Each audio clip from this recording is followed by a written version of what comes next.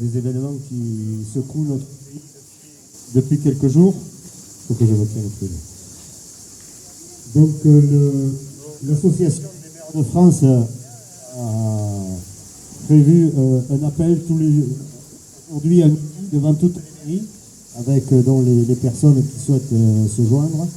Donc j'excuse par avance les membres du conseil municipal qui ne sont pas là, ils sont tous excusés, c'est le conseil municipal dans son ensemble qui participe à cet appel.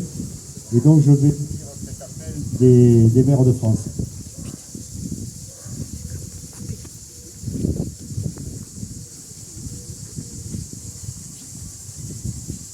Nous refusons que notre pays continue de sombrer dans le chaos. Nous refusons de regarder passivement les mairies brûlées, les magasins pillés, les domiciles de maires attaqués, tous les Français victimes d'actes injustifiables de dégradation et de violence. Malheureusement, cette situation ne nous surprend pas et les maires de France alertent depuis des années sur la dégradation de notre société. Il faudra en tirer le moment venu toutes les conclusions en termes de politique publique nationale.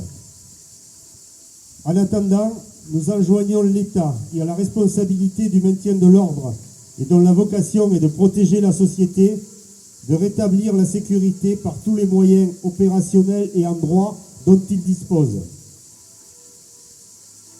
La mort d'un jeune homme tué à Nanterre mardi dernier a soulevé une grande émotion. La justice s'en est saisie le jour même et a ouvert une enquête.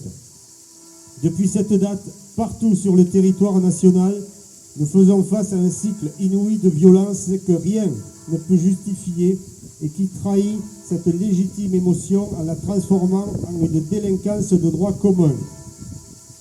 Malgré l'intervention des forces de l'ordre et des pompiers, des familles sont mises en danger et doivent être évacuées.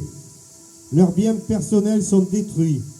Des commerces et des entreprises voient leurs locaux pillés et incendiés. Des maires sont menacés, injuriés ou frappés. Les bâtiments communaux sont saccagés. Ces actes de violence d'une minorité sont inacceptables et pénalisent en premier lieu l'ensemble des habitants. Par la dégradation des bâtiments publics, ils empêchent les services publics de fonctionner au service de la population. Par les destructions d'écoles et de bibliothèques, ils sabordent les outils d'accès à la connaissance, à l'éducation et à la culture, donc à l'égalité des chances.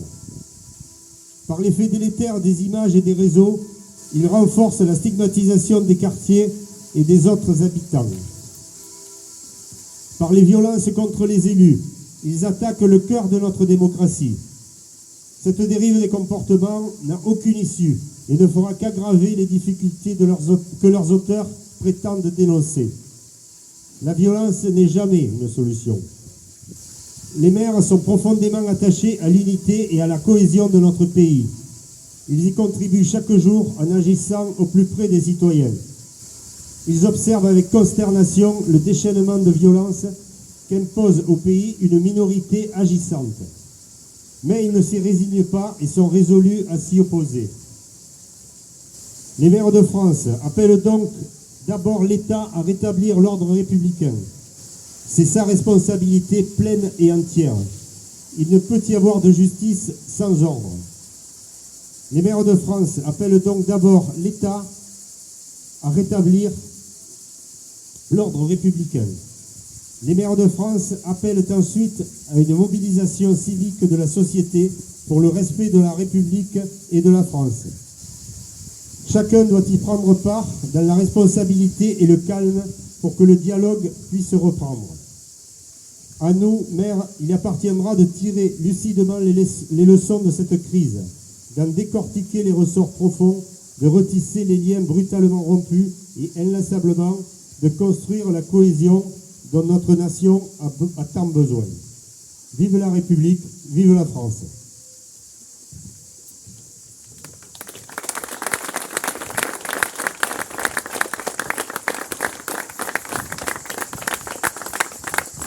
Voilà, merci de votre présence. Donc,